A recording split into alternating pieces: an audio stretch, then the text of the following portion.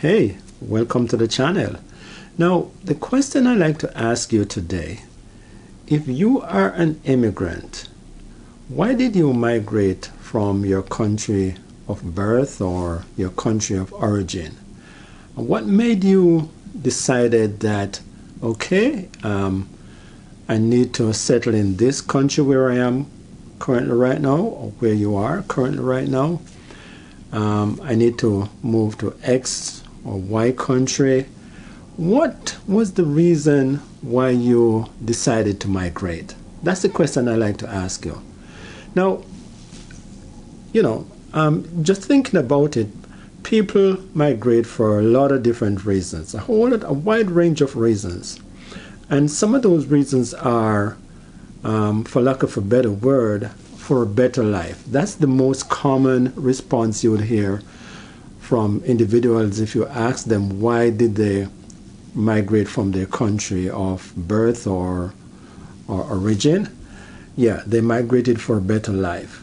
Another response you might get is that they moved to a specific country to pursue a better education, right? It may be a specific university or college that they would like to, to study at, because, that's where that course or that degree is least expensive, or should I say most affordable. The university may have a certain kind of prestige about it.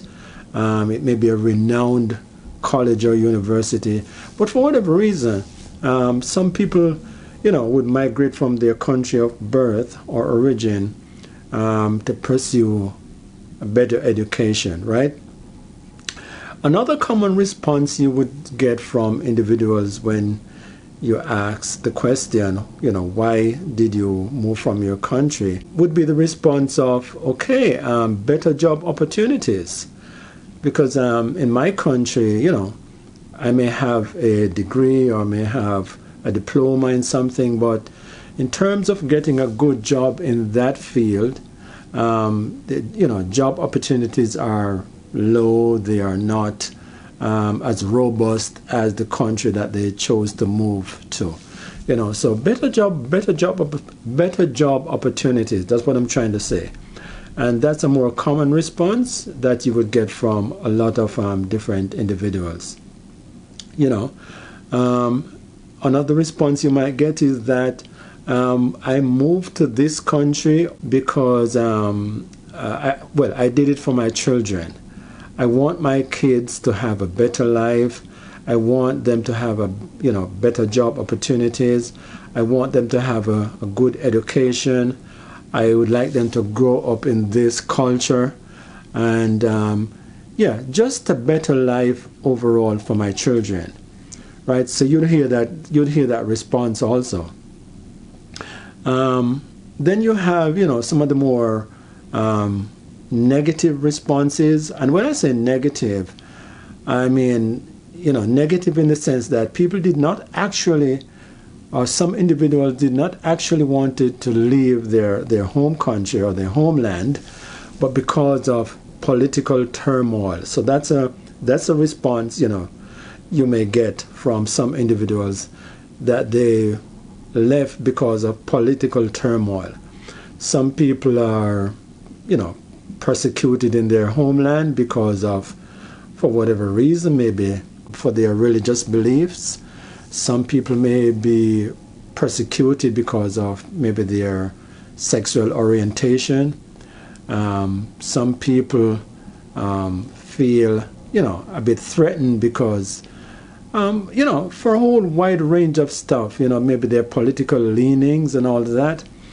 And so people would leave their homeland and maybe seek asylum in another country. They may end up in another country, as a refugee, that kind of stuff, just because of the situation in their country at a certain, at a given time. Yeah, so so that's another response you would get from individuals, that they leave their homeland or their country of birth because of political turmoil, or they may have felt as if their life was in danger. They may have felt a bit threatened, for whatever reason. So they decided to leave, which is, in a sense, how would I put it? They did not really want to leave, but they were essentially forced to leave, if you understand what I'm saying. All right, so those are some of the more common responses. Now, I've been living in North America, specifically Canada, for the last 30 years. And, so that is what I really want to talk about today. How did I end up in Canada, and what life has been like, and did I regret leaving my country? I'm from the Caribbean. If you listen to my accent, you could pick up that I'm from Jamaica, right? So I've been living here for the past 30 years, and I'm just kind of reminiscing. I've been reminiscing about, what life has been like over the last 30 years, and probably what life would have been if I did not move to Canada. And so that's the meat of the matter today in terms of the conversation. So I just kind of ended up in Canada. So just to go back a little bit and how this all happened, I was dating I met my current wife back in the day, 30 years ago, and we had a child together. That was in around, my son was born in 1991, and somewhere around 1993, my wife's sister decided to sponsor her family, the entire family. It was around the time when the immigration system was really open and quite flexible, not as tight and as it is right now.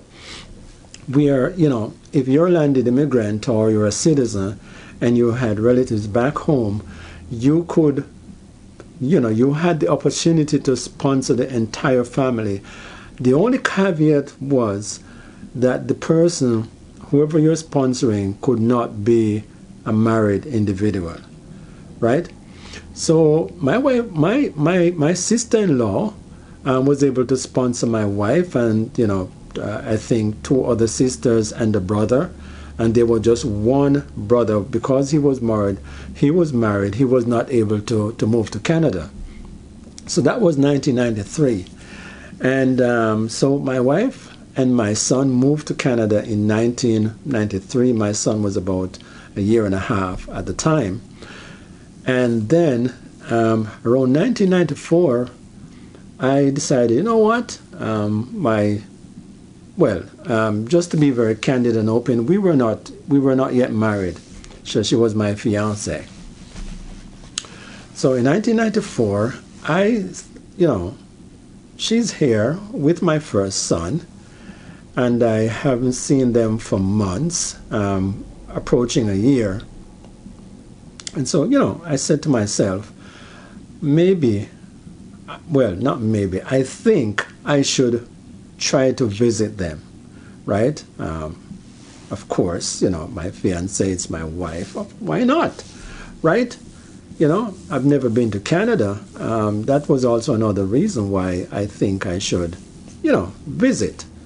So I went to the embassy, long story short, and I got a visa. So I had a job. I was working full-time with a company back in Jamaica, right? At the time, I was only allowed 2 weeks of vacation. But I said to my manager, I'd like to visit Canada, but I'd like to move to Canada for a month. And I said, a month? We can't give you a month. You're only allowed 2 weeks. You're only allowed 2 weeks vacation, right? But then I said, I'm spending all this money, right? I can't spend all this money for 2 weeks just to move to Canada for 2 weeks. So they finally caved in and they gave me the month vacation. And so I moved to Canada. I went to, well, let's back up. So I went to the Canadian Embassy and I got a visa, a visitor's visa, and I moved to Canada in August of 1994. And as they would say, the rest is history. All right. And so that was how I ended up in Canada. I moved here on a Monday of August 1994, and I got married on the Saturday. So things were kind of in motion already. My wife she kind of had things in motion, before I arrived. Yeah, so that was how I ended up in Canada. It was not anything, I would say, planned. I did not plan to move here, to migrate here, so to speak. I visited. My wife decided, okay, if I sponsor you, you should be able to stay, right? And of course, why not? She's my fiance. My son is here. If I can get to stay, why not? So she did. And she did all the paperwork, and I was allowed to stay. My vacation was extended, and she was able to sponsor me. And that was how I ended up in Canada. So I'm in a different country. Things are different. I left the culture back home, which was more relaxed and different. I've never worked in Canada. I'm just getting used to the place. And so it was a big adjustment, guys, huge adjustment. So one of the first concern as a husband and a father, a new father, was, providing for my family, right? I think any responsible man, that would be on the top of their to-do list, to provide, to help to provide for their family, to make the family, comfortable. So I took steps to figure out how I would be able to work, and I was able to get a work permit. So around that time, the way the system was structured when it comes to job, one of the easiest way to get a job was to get a job through an agency, right? These agencies, what they did, they had all the connections to all these companies, these production companies or manufacturing companies. They would get these contracts to bring in a certain amount of people based on the needs of the company, and the company would the agencies would hire. So I got my first job through an employment agency, and the way it also worked was if the company, if they had a contract, if the agency had a contract, and it may be the same today, to pay an individual, say, $20 an hour, right? The agency would not pay me that entire 20. They would pay me $10, and $10 would go to them, because they found the job, they had their administrative stuff to take care of.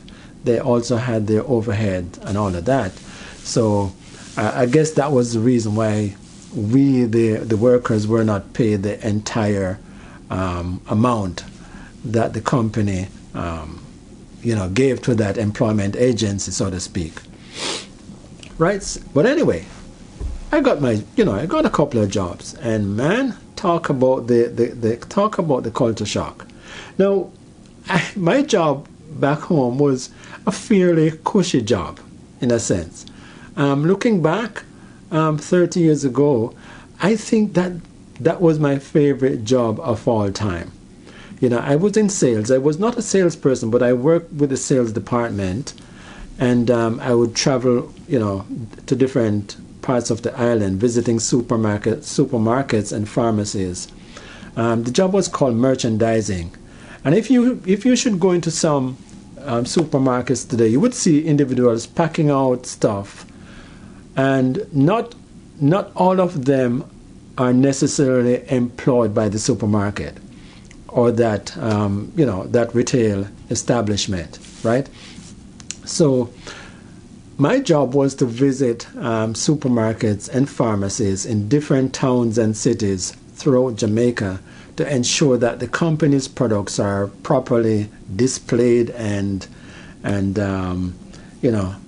have good shelf presentation, and the stores are in stock of my products. Essentially, I help to promote the sales of the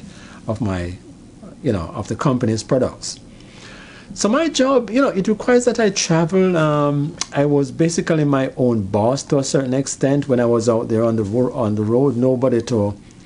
Nobody was looking over my shoulder. I managed my time as I see fit.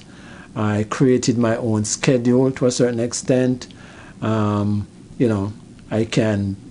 manage my hours. I could almost decide when I wanted to go home. So I had freedom and the flexibility. What I loved about that job was the fact that I was able to meet so many people from all, varying levels of society. And it was just the nature of the job. I got to develop so much relationships, just because of the nature of the job back then. So coming to Canada where the culture was different, and now I end up having to work in like manufacturing and food processing establishment, in this kind of stuff, doing jobs that I never knew I could do, like I'm talking about physical, manual, hard work.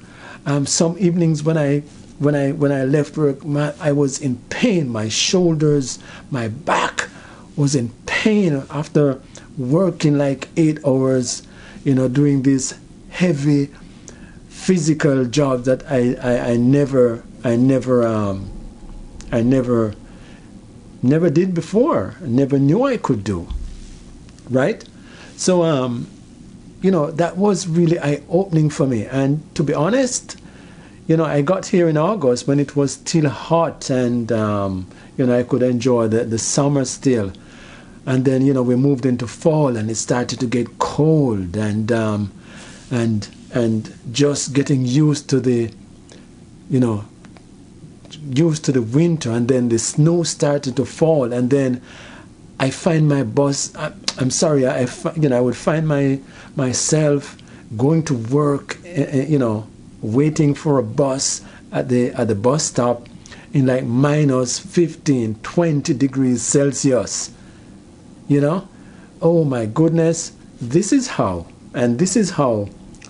I kid you not, people get depressed, or some people get depressed when they move to these countries coming from a hot climate like Jamaica. So that was really eye-opening for me. Then we think about the situation where all my relatives, my blood relatives and friends were back home in Jamaica, and I am here.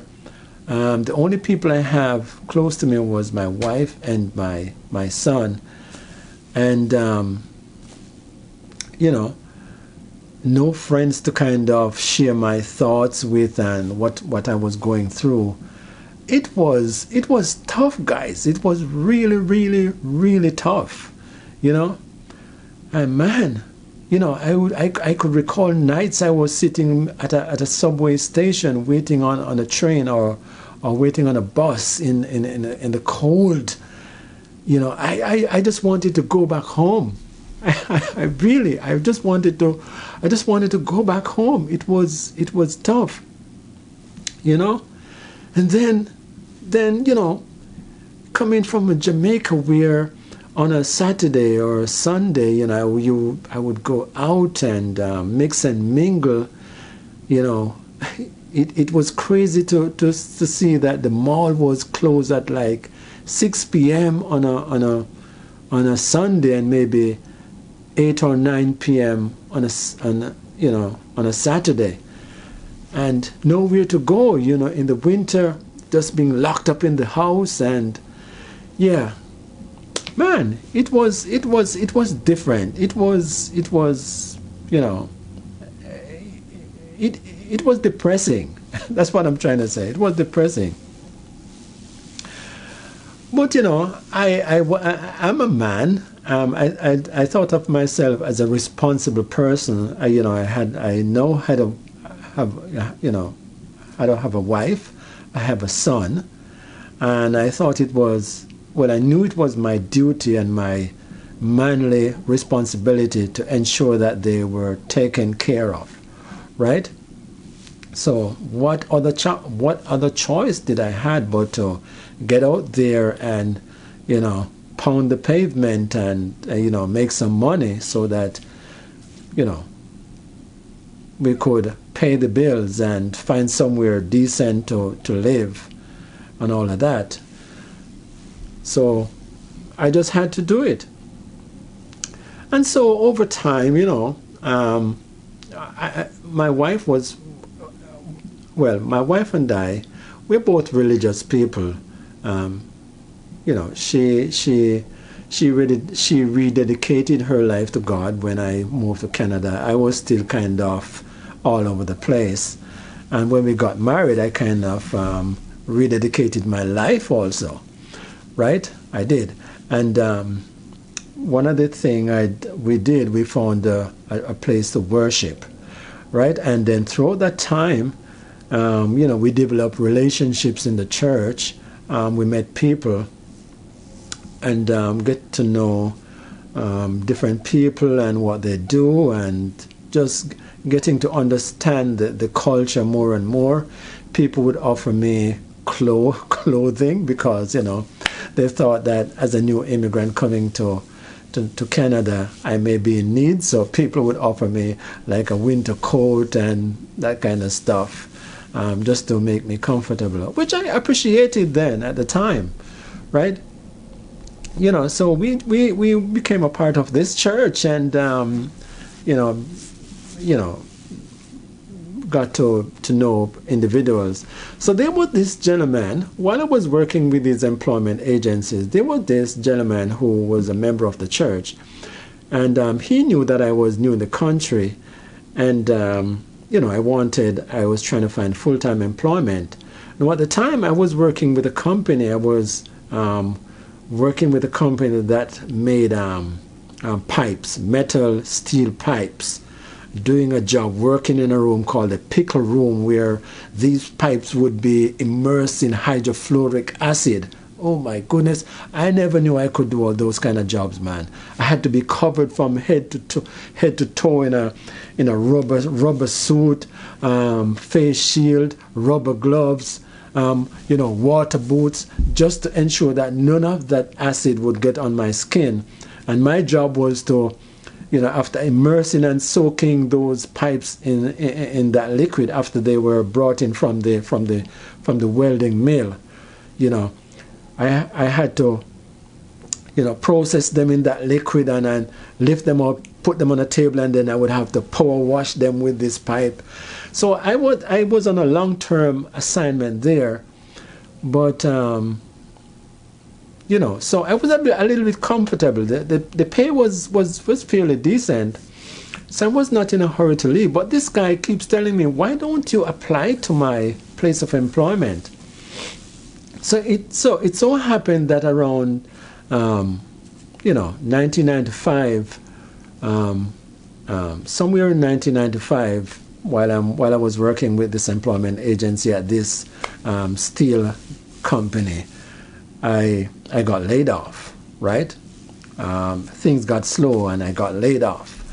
And so I said, okay, probably this is the time when I should apply, take up my church brother's invitation to apply to his place of employment. So I did. And it seemed as if I applied just at the right time because they were in, they had peak demand for products and people to work, and I got in, and I spent 15 years with that company. They were in physical entertainment media, and so I got to see that whole process, and I spent 15 years with them. It was one of the best decisions I've ever made. That was my first full-time job in Canada. The pay was good, not good in the beginning, but over the years, pay increase, and so it was a good move. And so that job provided a fairly decent way of life for myself and my family. And as time went by, my wife was able to pick up another job, which she did for about 9 years as a cashier, and so we were able to make a decent life for ourselves. We still had only one son in 1995, just going back. In 1996, my second son was born. And so, that was another adventure in my life, doing all these what was called then continental shifts. I would work 3 12-hour shifts on and three off, 3 days on, 3 days off, and sometimes I would work 4 days on and 2 days off because in peak hours in peak season, especially around the Christmas season when there was that huge demand for the products that we manufactured. A lot of overtime would be required, and of course I wanted to make a bit of extra money, but then I would have to be balancing working those shifts, and I work nights, working those night shifts, coming home in the morning, and prepping breakfast. I would be walking in sometimes, and my wife is walking out. At one point, we had to get someone to watch the kids in between, because we did not get to overlap, in the house in terms of meeting each other, right? So we had to get someone to kind of fill the gap until I arrived from work. But essentially what I'm saying, I'm doing all those shifts, and I had to do a night shift, a 12-hour overnight shift, 7 to 7, come home, prepare breakfast, get my sons ready, walk them to school, good thing that the school was not too far away, walk them to school, come back home, get maybe around 5 or 6 hours of sleep, and then get up, pick up my sons again from school, bring them back home, then make dinner. Around by the end of dinner time, my wife would be coming home from work. We would have dinner together, and then I would be leaving I would go back and probably get another nap before I head out for work again. I may do that, and then I head back out for my next 12-hour shifts. So man, that was a totally different life, in Canada, moving from a job in Jamaica where, I did not wear a suit, but I wore a necktie. I had a briefcase to coming to a country where I was doing heavy physical manual labor. Well, that was how it started. Then I got into my full-time job, which I did, still manual labor, but not as physical, but long hours, really, really long hours. 12 hours. I never worked night before in my life. Never worked a 12-hour shift overnight before. And then I was like, you feel as if you're being thrown in the deep end.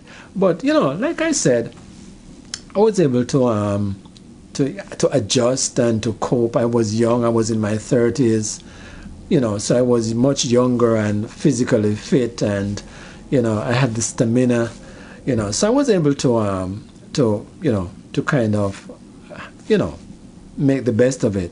So I did that job for around 15 years, and like I said, it provided well for me and my family. We were able to find a decent apartment where we spent around 15 years in that apartment. We were able to have, maybe a 2-night vacation somewhere while the kids were growing up. We would get out of the city and go somewhere, stay in a hotel. That did not happen very often, maybe just once a year, take the kids somewhere. Yeah, so that was what life was like in the early days in Canada, and just adjusting and getting used to the culture, the work culture, and just the overall culture of the country. Yeah, and managing work life and family life. It was not easy, guys, but like I said, God made a way. Yeah, so during all of that time, guys, I'm not going to say I had regrets. It was depressing in the beginning, but as the years progressed, I adjusted and made the best of life, and I tried to get myself settled, right? But one thing that was always in the back of my mind, I wanted to go back to school. I wanted to further my education, right? And so that was always in my mind. So around 14 years into the full-time job that I had, I started to get really restless. The 12-hour shifts were getting to me. I did not enjoy it more. I was in a different department where I had to meet production requirements, production needs, I had to be meeting production numbers because it was manufacturing, meeting production targets. And so, the job started to get really, really stressful. Really stressful. I kid you not. I've had a nosebleed once in my life, and it was on one of those shifts, one of those nights. Yeah, the only time I've ever had a nosebleed, because I was so stressed out. So I always wanted to go back to school, and that kind of that was kind of forefront into my whole psyche, as it was like, I need to do this. And so it so happened that around 2008, because the company was in physical media, and then the internet was getting better and better, 08, 09, 010. And so the internet, because of internet speeds and software piracy and all of those stuff, those two things were kind of eating into the company's profits.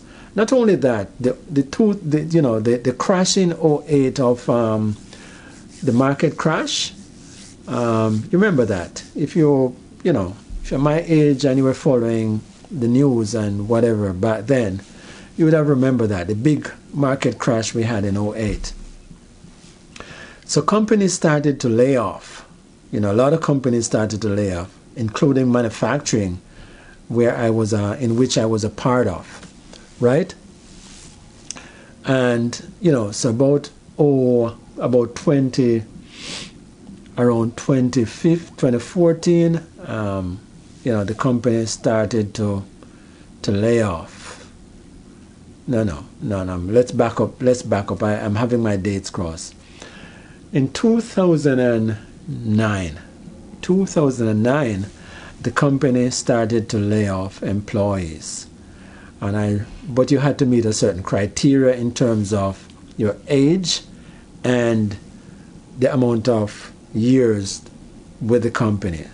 So for that round of layoffs, I did not qualify because I did not meet that age, work life, criteria, with employment, criteria. But in 2010, they still continued to lay off, and I was laid off, around that batch. Around, within that batch, I was in that batch of layoffs. And, guys, looking back now, that was kind of a blessing in disguise. To be honest, I was a bit nervous, to say the least. I was a little bit concerned. I'm getting laid off now. What am I going to do? And, so it was a little bit, I would say stressful and concerning, to put it that way. But looking back, it was kind of a blessing in disguise because, like I said, I really wanted to go back to school.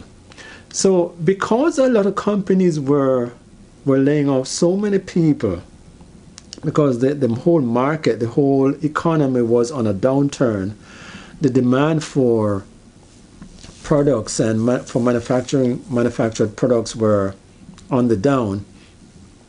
What the government had to do, or should I say the Ontario government, I'm living in Ontario, they decided that they were going to retrain a lot of people who were in manufacturing. So the government came up with what was called a second career program, right? And they would pay for your training. They would pay for your entire training. They would pay for you to be trained in another field or in another profession, in another whatever you wanted to do. The only criteria, the main criteria at the time, it had to be a 2-year program, and I think the maximum allowed in terms of what for each person who qualified was $28,000. So when I got laid off, I applied to the program and I was accepted, and I did all the prerequisites, and I was able to get into college. And that was like a hallelujah moment for me, a really hallelujah moment. So between my layoff and college, I still had to find a job. It was not a transition, right? So I recall at one point I was working with this company. It was a packaging, and I was in the packaging department, and a job position came up. Now, prior to that, I had already applied to college, and my application was pending, right? So I did not know whether or not I would be accepted for the course that I applied for to college. So I was at this company working, and a position came up, and I applied for the job, and the job was offered to me. All I had to do was to sign the paper. So on the day of the signing, I went into the office, my manager's office. They called me in and to sign the document to work in the packaging a full-time position in the packaging department. And some kind of intuition said to me, you know what, my college application has not been approved. I haven't heard anything from the college to say whether or not my application was accepted. And so, I thought about that, but at the same time, I really, in the back of my mind, even though I applied for the job, I really did not want to get settled, to get bogged down in another, production job again, right? So I went into to the manager's office and I was presented the documents and just a sign to say I'm ready to work. And I kid you not, guys, I turned the job down. I said, Lord, I'm trusting you. I am going to trust you. And that was also a nervous decision I made. It was I don't know if I did the right thing, but I said, Lord, I put my trust in you. And so I turned the job down. I did not take it. And within a couple of days, I heard from the college. There was a little bit of mix-up. Apparently my application was okay, but there was some administrative mix-up, and that is the reason why I did not hear from the college earlier. Yeah, so I got in, and I was able to start my program in 2011, and I did a course which allowed me to work in education and in congregate care settings, and so at that time I was 48, going back to college at age 48. The funny thing, I thought that I would have been the oldest person in my course, but surprisingly, when I started the course on day one, there were individuals there who were older than I am, older than I was at the time. So I did the course, and it was a 2-year course. I completed it. I found a part-time job between between those 2 years, which I still do to this day, part-time. And I graduated college in 2013 with honors. I was so proud of myself. And I found my next full-time job through that program. So just to go back a bit, the program that was implemented by the government at the time was called Second Careers by the Ontario government. So they paid for my entire course in college. They paid everything. There was not much money left over for personal expenses, but books and college fees and everything was covered. So after the first year, I still had to find a job to kind of supplement my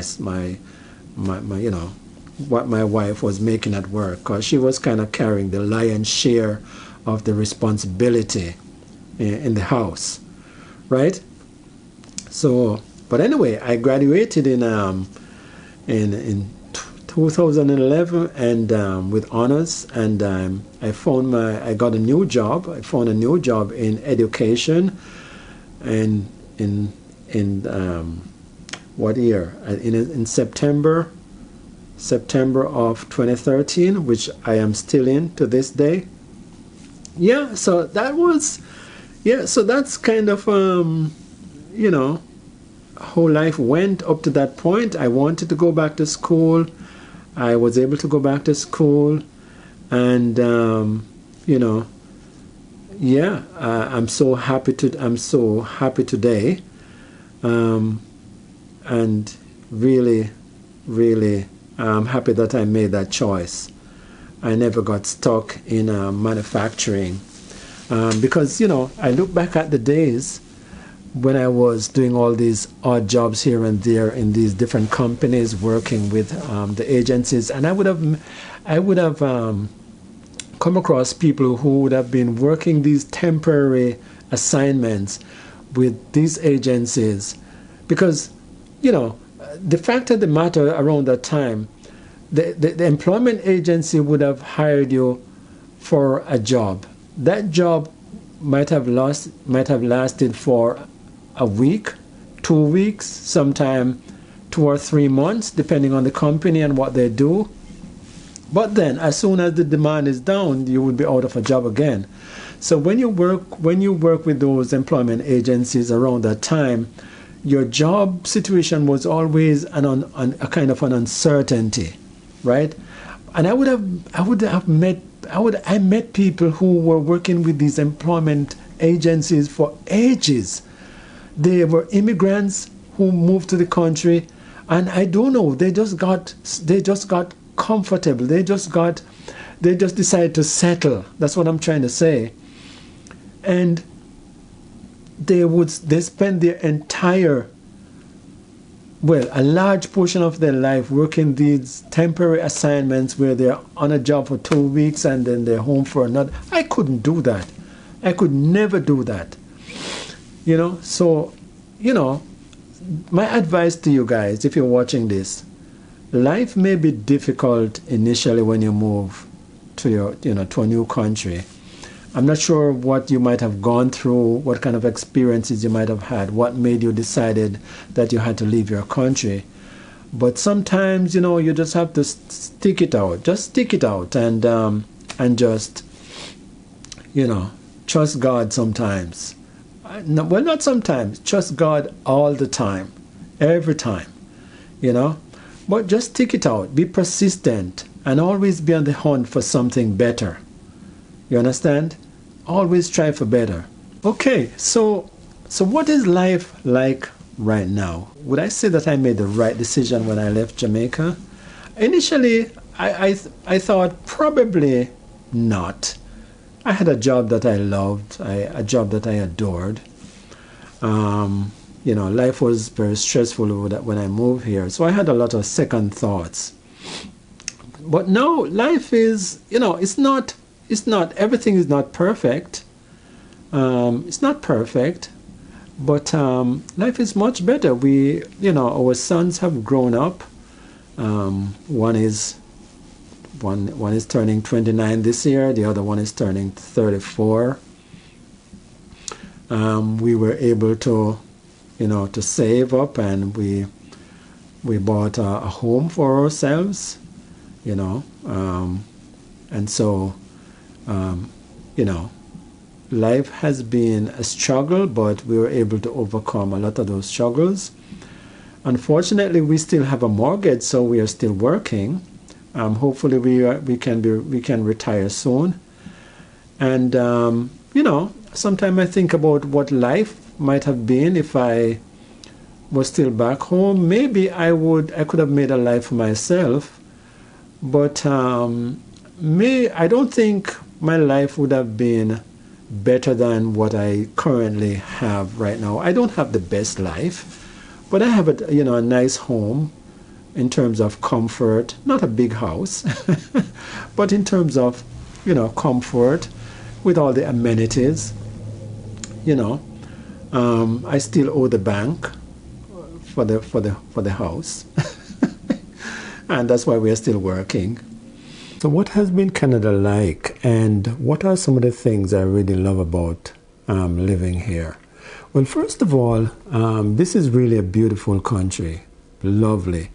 I have not been able to travel to some of the places that I would really love to visit, but from what I can see and the few places that I've been to, this is really a lovely country. If you're able to visit Canada, and you are able to travel throughout this lovely,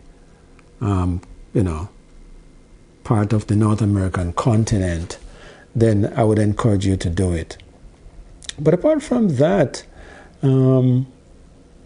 it's just a lovely place to live. It's very peaceful. I love the fact that the country is so inclusive and try to be accommodating. To be honest, I think sometimes Canadians or the Canadian government bend over backwards to please everybody. This can be a good thing, but sometimes I think they take it too far. But nevertheless, I think that is also what makes Canada so welcoming and feels so inclusive, and a lot of people want to migrate here. Apart from that, it's just like any other country. You have to work. You have to. The difference with being here and coming from an island like Jamaica at the time, is that there's so much more opportunities here. The fact that I was able to go back to school without paying a cent that's an incentive. But overall, there's so many opportunities here. I think about education and the fact that education is free up to, up to high school. After high school, then you have to pay for your education. But the fact that you can go through from elementary to high school without worrying about textbooks and all of that, students get a laptop, at least in Ontario where I live. That's a plus. And the education system is fairly good. What else? I mentioned healthcare already. The healthcare system is top-notch in the world. It's an envy. Just the delivery aspect of healthcare. It's not perfect. I mean, things have depreciated a little bit over the past maybe 5 years, but nevertheless, way beyond what is currently available in my home country.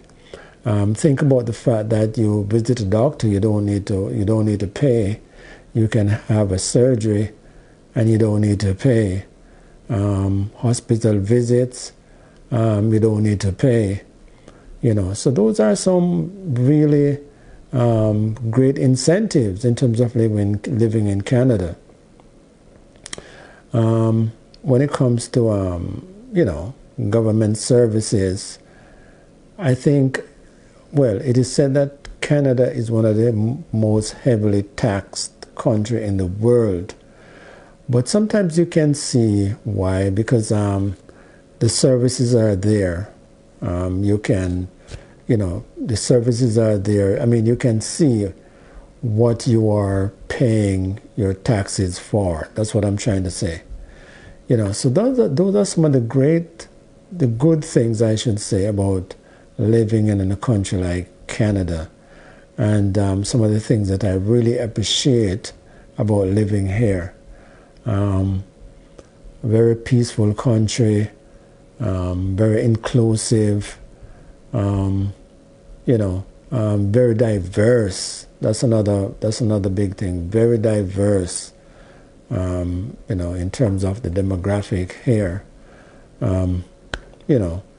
Nothing is perfect. Nowhere is perfect. Crime is, compared to other parts of the world, and even Jamaica, where I'm from, it's nothing. I mean, I'm living in the Greater Toronto area, and of course there are quite a few murders every year, homicides, and whatever.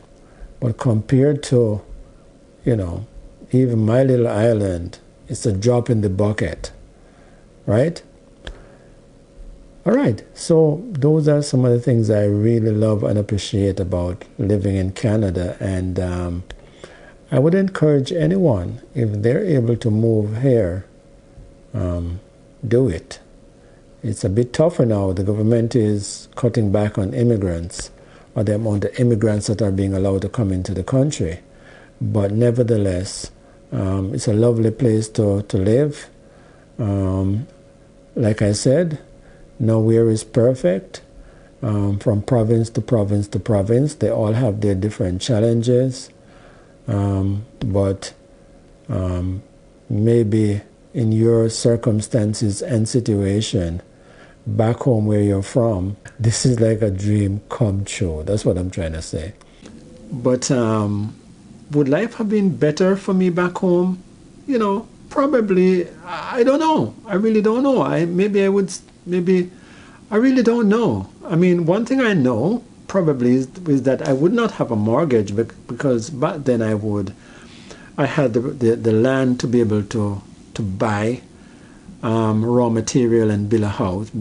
That's the difference, with moving from certain countries to more developed countries. Back then, around that time, having a building permit was not a necessity. And I had the land. I grew up with my grandmother. I was able to build a house on that land for my grandmother. So I probably would have moved back to that property, or I would have probably purchased a property somewhere else and you know, living there. Here, you know, I have a job with a pension. I have a decent car to drive. Looking back, I would say I had no regrets at all when I decided to move from, well, when I decided to reside in Canada. You know, no regrets at all. My only regret is the fact that I haven't gone back to my homeland as often as I wish I could. If you're an immigrant and you're watching this, be encouraged. You know, I've seen a lot of, or hear about a lot of immigrants who move to different countries, and it's Canada, United States. And many of them end up doing jobs that were way below their, you know, their training or their expertise. They had to do jobs that they were not prepared to do just to make ends meet. But the only thing I would say, don't settle, right? Always strive for better, and you know, just stay positive and look for opportunities, right? Further your education if you can, you know, and yeah. So, like I just want to go back to the beginning of this conversation. If you're an immigrant, what made you left your home country? What made you move? And do you have any regrets? Do you regret leaving your homeland? Was it a mistake when you decided to leave? Right? And if not, was it the best decision that you ever made? Tell me about it. Leave some comments in the comment section below, and let me hear about it, guys. I want to hear all the negatives and all the positives of your life as an immigrant, if you are. And even if you're not an immigrant, you can also chime in and add your 2 cents in terms of, you know, perhaps what immigrants should do when they move to a new country. You might have some good advice to share. So yeah, so chime in, let me know in the comment section below. And if you love this video, give me a thumbs up. And if you like these kind of conversations, just subscribe to the channel. All right? Thank you so much for indulging me. It has been almost an hour, but you know, it's kind of a life story. You know, life is one big road with a lot of signs, they would say. You know, it's a lot of hills and valleys, a lot of ups and downs, and everyone has a story. You know, I could have gone much deeper into this aspect of my life, this immigration aspect of my life, but just to keep it not too long, this was how it kind of went down up to this point in my life. 30 years in Canada, and no regrets at all. So until we meet again, have a great day. It's a new year. I hope 2025 will be awesome for you. Take care until the next video. All right?